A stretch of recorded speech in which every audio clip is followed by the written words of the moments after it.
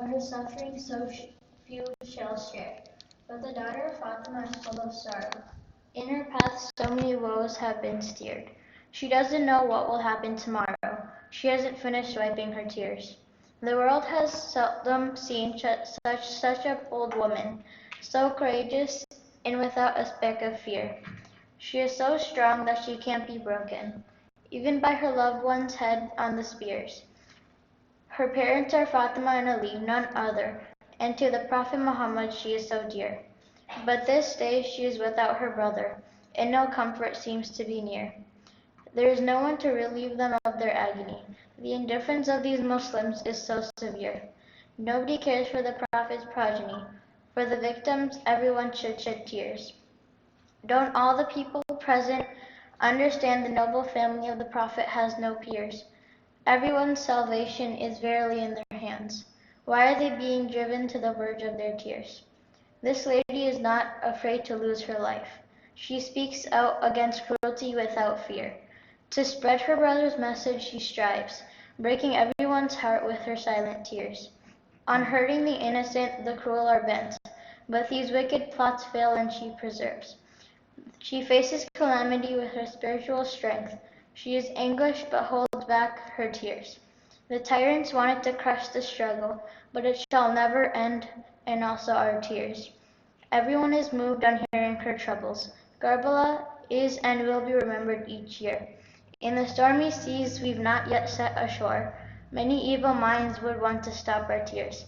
But this morning will continue forevermore, with cries of Ya Hussein ringing in our ears. Salawat.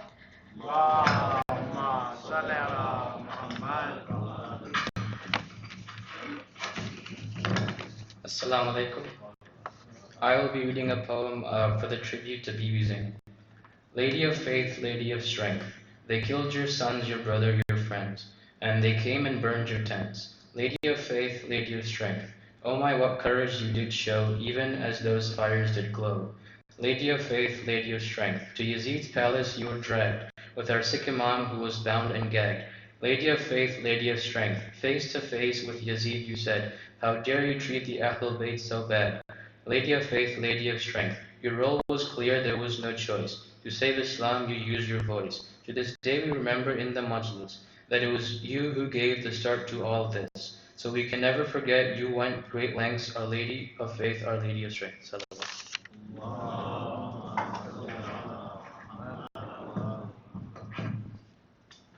Jazakallah. For all three of them, please recite a loud salawat.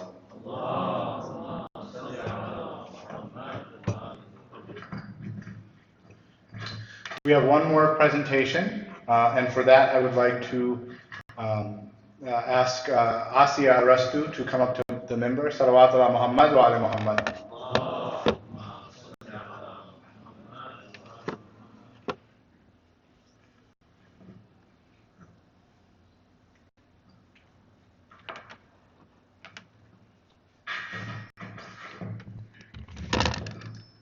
Bismillahirrahmanirrahim. Assalamu alaikum. So alhamdulillah, last year I had the honor to go for ziyarah with my family, and the first harams that we visited were the harams of Imam Kazim and Imam Jawad at Kazim. And so since now we're approaching Arba'een and it's the season of going for ziyarah, I'd like to share with you my experience upon first walking into the haram. So this is a descriptive sketch. So the idea is I will try to paint a picture for all of you. In the beginning, you'll probably just see colors and things won't make sense quite yet, but inshallah by the end I'll complete that picture. A simple clock face shows the time. It is early in the morning, barely past 4, not yet Fajr time. On a clear night, with an unobstructed view of where earth meets sky, you'd be able to witness it. First, a vertical shaft of light splits the darkness, but that is only the false Fajr. Then, when the light begins to spread along the horizon, further advancing upon night's domain, that is Fajr. Still only a foreshadowing of dawn, which will not arrive for another hour or two with the coming of the sun. But between the bustle and brightness and buildings of our world, Fajr is an elusive sight, only known through a slight blueness in an indigo sky. However elusive it may be, this moment defines the start of every Muslim's day. It is not yet that time, but already there is movement. People trickle through the gated entrance that seals this stretch of sleepy shop fronts off from the rest of the city. At the end of the wide avenue loom the twin domes of the Haram. A glow radiates from within, tracing the contours of arches and minarets with a luminous green. As the Haram gate is unlocked, there is a push. People merge into a mobile mass of bodies that has a drive of its own. It convulses. It could have been a stampede, were it not for the murmur of salawat that ripples through the crowd. This shared prayer restores the calm, and the restless energy of the surge subsides. Past the gate lies a courtyard. What was once a crowd now diffuses through the vastness of the Haram's interior. In twos and threes, people cross the stone-paved floor, seeking the inner halls and innermost sanctuary. The courtyard is a great vestibule, designed for contemplation, a buffer between the world outside and the serenity within. A succession of arches form the wall that encloses it, adorned with fine tile work that is lit by the same pervasive soft green glow. To most, the arches are a facade, for they are sealed and lead nowhere. But they are still a doorway of sorts for the legions of pigeons that roost above them in the eaves. Though humans seldom linger here, the courtyard is open to the sky, so while the people worship in the resplendent halls within, the winged worshippers congregate here. On the left-hand side of the courtyard, rugs are laid end to end and serve as a bridge that leads pilgrims to the door and shields their bare feet from the cold stone floor. Their shoes are safely stowed in cubbyholes near the Haram's gates so they do not trail dirt inside, their security ensured through simple trust.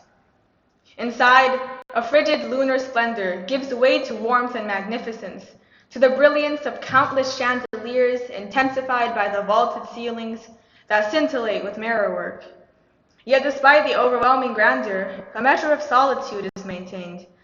There's not simply one soaring roof raised above one grand hall. The Haram is built like a maze. One hall discloses the next, each door ajar, like an invitation. A marble aisle for crossing splits every hall, but the rest of the floor is a great prayer rug unfurled. There are carpeted nooks stocked with prayer books, Qur'ans, turbas, and prayer beads. No one place is overcrowded. No one group stays together. Each wanders until he finds his own corner, and there he devotes himself to his Lord. This pre-Fajr worship is a private affair, sacred and precious. It is easy to lose oneself in the Haram, and some do so deliberately. But for others, it is even easier to lose themselves in the rhythm of prayer, in the penetrating verses of the Qur'an, and in the heart-rending intimations of a dua. It is easy to get lost in the Haram, but its core is a magnet that draws every wayward heart. The presence of the Imam suffuses this central chamber that houses the tombs. Devotees cling to the golden grating, tears in their eyes, praise and thanks on their lips. Some are prostrate on the floor in gratitude of having made it this far. At one point or another, every pilgrim makes his way to this ultimate destination in response to the summons that unites them all in purpose and faith. Without warning, the surrounding noise recedes into the background as a man's recitation of Qur'an overpowers all other sound. Through a massive speaker system concealed from view, the very air reverberates with the depth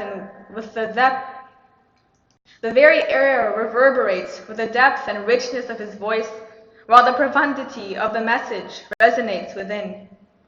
With the start of the Qur'an, once again there is a surge of movement in one direction as worshippers emerge from their private spiritual retreats to join the ranks of their fellow believers. With their colorful feather dusters, the ever-patient khuddam point the way, out yet another set of doors and into another courtyard. This one is different. There are rows upon rows of carpets lined up, a place for the people to pray. A large swath is left uncovered because the space is shared. There are pigeons that glorify the Lord here, too. It is chilly to be beneath the sky, but as the congregants form neatly spaced rows, each acts as a covering for the other.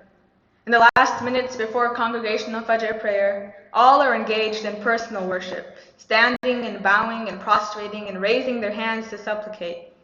The cycle of one rak'ah is repeated 1,000,000 times. The challenge is to make sure each cycle retains its essence. Against the hum of a hive of prayerful bees, the Quran recitation comes to an end. There is a pause, a 1 or 2 line utterance, and then the adhan begins in earnest, resounding through the courtyard and beyond.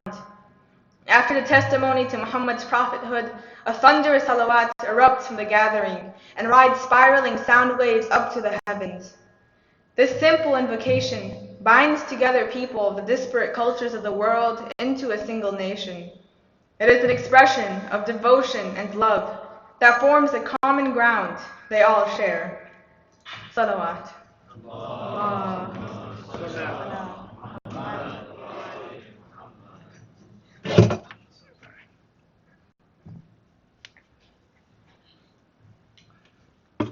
Jazakallah, Asiya, for sharing those memories of your ziyarat. Inshallah, all of us here have the opportunity to experience those ziyarat as well for her. And for her well-being, please recite a salawat ala Muhammad wa ali Muhammad.